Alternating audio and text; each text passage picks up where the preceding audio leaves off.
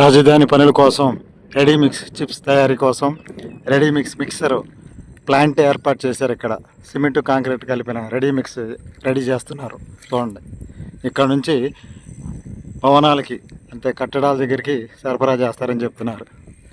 Ready-mix cement chips కలిపిన ready-mix కోసం ఇక్కడ ఒక ప్లాంట్ ఏర్పాటు చేశారు. చూడండి, అమరావతి రాజధానిలో ఒక ప్లాంట్ ఇక్కడ నుంచి పంపిస్తూ ఉంటారన్నమాట.